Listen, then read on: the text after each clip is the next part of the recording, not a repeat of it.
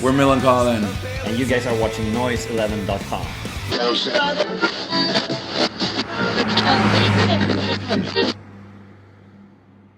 We've been trying to work out how long Millencolin have been coming to Australia. I kind of figure it's around 97. The guys say 1996. Yeah. Right. Welcome back to Australia. We're not going to even start trying to count here, but those very early days was kind of right at the beginning of when this band started overseas. Australia must have been the first country in the world, or at least one of the first countries. It was in the world. first time we went outside of Europe, actually. We did Japan right before on the same trip. So Yeah. Japan and then down here. So it was very exciting for us to do this on the other side of the world. Anyway, so I don't know why actually.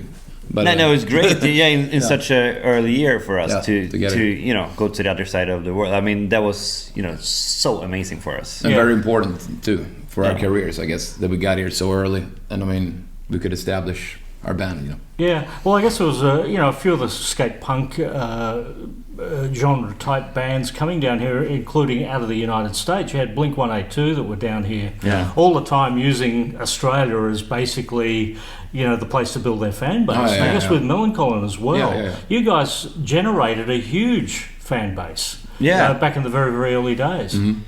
Yeah, it's amazing. And we always loved this country so much for it too, and it just feels so good to come back, and we still have a huge fan base here. I mean, Australians are used to liking Swedish music, with ABBA, and so it's easy for you to get into it. If that got something to do with it. Of course. I was going to say, I find it hard to sort of distinguish between you guys and ABBA. It's just melodies. I mean, basically the same as ABBA. Basically, just like No, but it was a joke. Okay. Get it. Yeah. It was a good one. Yeah, I think so. But I mean, having said that, I mean, ABBA had such huge success down here. But like a lot of Swedish bands have come down here and had a lot of success. And it's quite amazing that I think what's the population of Sweden? It's just over 9 million. Isn't it? Exactly. Under 9.5 million. Yeah. It's an incredible amount of international talent that comes out of such a small population. It's weird and amazing when you think about it. There's always a lot of talk about this, why that is, that there's so many bands from Sweden.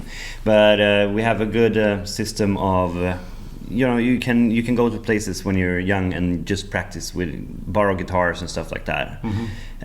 It's really easy for you to start a band in Sweden. Well, it used to be. I don't know how it is. It's probably the same, but it's probably also because of we have a lot of foreign media in Sweden. We listen a lot to American music and English music and that stuff. And so I guess you get influenced, Exactly, and then the weather aspect as well. When it's winter time, it's when you're gonna hang out with your friends. You can be in a rehearsing room rehearsing together. If the sun would, if we would be in the middle of the summer the whole time, then maybe it would be outdoors, roaming the bars instead. The sound is very indicative of what was happening in Southern California at the time too. Were you guys fans of American music? Is that how this all came about? Because we were playing Swedish punk rock before. I mean, and that's you sing in Swedish, So we were super influenced by the Californian punk rock style. That's why we started Millencolin let's start a band that's playing Californian punk rock. And singing in English. It's a good idea because you can get outside of Sweden too. We probably didn't really think about that no. at that time, but still it was kind of exotic in punk to sing in English. Not many people did that. No. So that was a cool thing. It's been an impressive catalogue that you built up over the years, but it's been a 7-year gap now with the True Brew album about to be released. There were a couple of solo projects that were happening, in the meantime, but effectively fill in the gap between the last two records. First of all, years moved by pretty fast. And we actually been touring the whole time. We haven't really had a break. We haven't released an album. We did like a 10-year anniversary tour out of our album Penbridge Pioneers, for example, and then we just done a lot of festivals every summer. We've been constantly been playing shows, but still 7 years is a very long time. Maybe too long, but it's good to be. It feels great to do it now, and I think it's since it's been such a long time, and maybe it's a little bit more impact that we're doing a new album. So yeah, exactly. We're more excited too that since it's been such a long time to now finally put out a new album, it feels real again. Yeah, and maybe our fans like it too. Yeah. Yeah. Well, the songs all written in one batch, or are these songs that have grown over a 7-year period? Yeah, I guess it's stuff that's been. I mean, it's probably it's new stuff and old stuff, and just songs that you have and that you get together. So maybe some stuff are very old and some stuff is probably newer. Yeah. Because on the last record, Machine 15, there was a bit of experimentation going on in there. Yeah. I mean, bringing a chamber orchestra was totally unexpected. Yeah, that's right. I guess we wanted to do something. I mean, we mixed it in Berlin in Hansa Studios, which is a very legendary place. But we wanted to do something different, I guess. Back then with Machine 15, and this time around we felt that we wanted to bring back the punk rock into Millencolin again. Mm-hmm. More no orchestras and stuff like that, just like pure punk rock songs. There's not even one single tambourine on the whole album. No. Nothing. So I think it's kind of a raw thing, so it feels great to do. Yeah. Definitely. Well, let's talk about Sense and Sensibility is the first track that we've all got to hear. And quite a political statement as well. Mm-hmm. You obviously have issues in your country that we have the same issues going on in Australia. I mean, were you surprised to arrive in Australia and, considering the tone and lyrical content of Sense and Sensibility, to discover that pretty much you could be singing about the Australian government at the moment? I guess in Sweden it's, we have been a country, it's up north in Europe, we haven't really been affected that badly about, in, say, France and countries like that, they have like a right-wing movement that is very, very strong.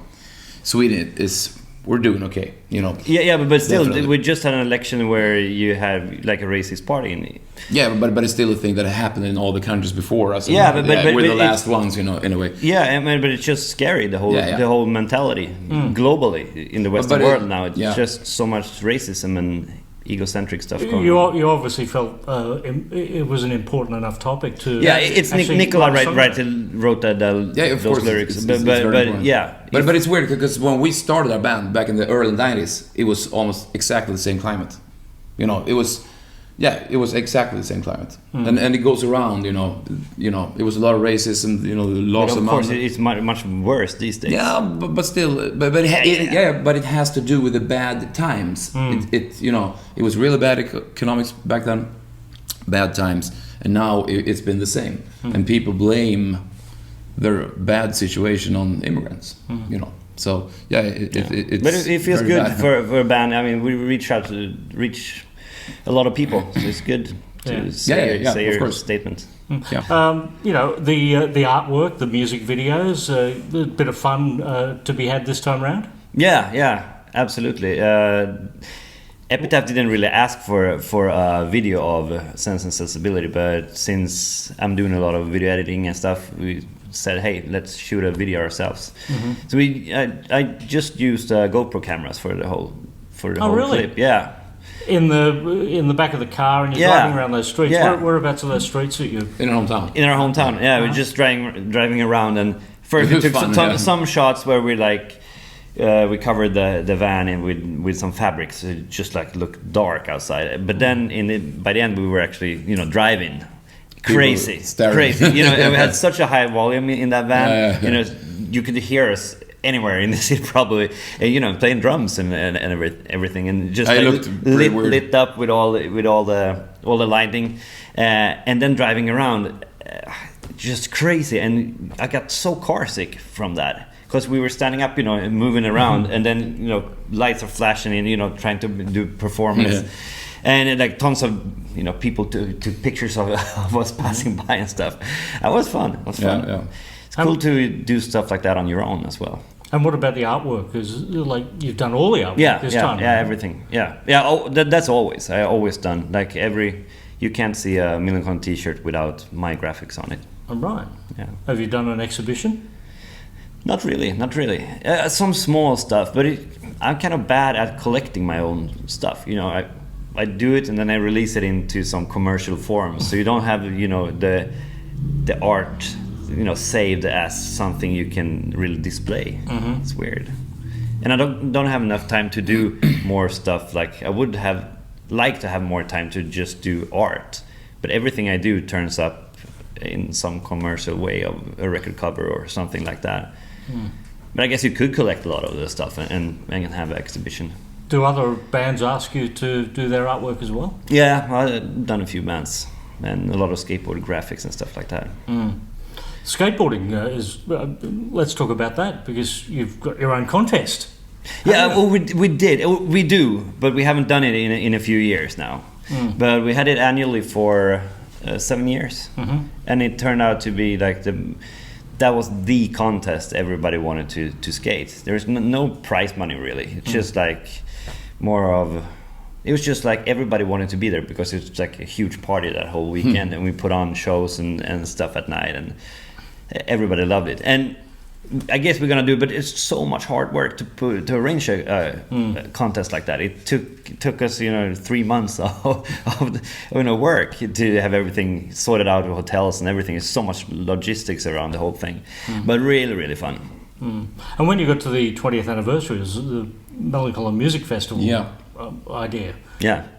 How big was that? Yeah, it was very fun to do this thing, and we had a lot of people too. So, and also the Hives and Danko Jones and good bands playing. So it was kind of a scary thing to do in a way, because it's a big risk. Yeah, exactly. But it turned out very very good, and I'm really happy that we did it. It's an amazing thing actually. Yeah, and we played 50 songs.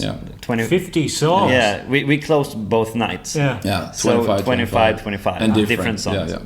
So it was fun. Yeah, and then on the second night also we had lots of animations in the background, and we also played to our videos. We were synchronized to the cool videos playing in the background. So we really. That was the show. Like we never done such a stage performance. No, show exactly. Ever. Yeah, it was we could afford to do it. Yeah, it was fun, and we actually got first time ever 5 out of 5 reviews on that one too. So it was just like we did it. Yeah, it was worth it. It was very nice to pull it off. Definitely. It was a one-off. Yeah. We said that year we were only supposed to do that show. But we did a couple of other shows as well. But right after we were talking about maybe doing it again. Yeah, but it's too big of a risk, to put up festivals, because you never know. We had a good thing here. We celebrated 20 years. It was a good thing to live on. Yeah. The next year, what do you call it? You can call it the 21st. Well, 21st. You can do a 21st. And you're only 2 years away from the 25th. Yeah, that's right. Exactly. Are you planning a 25th? I don't know. 30 for sure. 30? Yeah, 30. Yeah. 30 years. Yeah, 30 we put up a huge thing again. Yeah, in wheelchairs. Yeah. But I guess, this band has gone on for 23 years now with the original lineup. Yeah. I mean, that is pretty impressive just by itself, isn't it? Yeah. Very few bands last, let alone 10 years. Yeah, it's amazing. You guys have got through 23. I mean, it has a lot to do with our success, because we can still, this is our work and we love it. Yeah. I mean, if you can't really live on this, it's probably harder to stay together for such a long time. So it's a really we're very blessed to be able to do it. We're a band that's complete democracy, and we split everything 25 and we don't have a lead singer that's like a super ego, some he says, looking over in the corner just checking to see how he looks back there. No, but some bands have he is the band, the guy in the front, and he's doing what the fuck he want to what he want to do. But we're the four of us are the band. And it's really important for us. It's a good combination of people, I guess. So we're very, very happy and lucky to be able to do this for such a long time, and hopefully many years more. Yeah, well, congratulations on the success, and all the music you've brought from that hemisphere down to this one over the years. Yeah. Good to have Millencolin back in Australia joining us here at noise11.com. Thanks.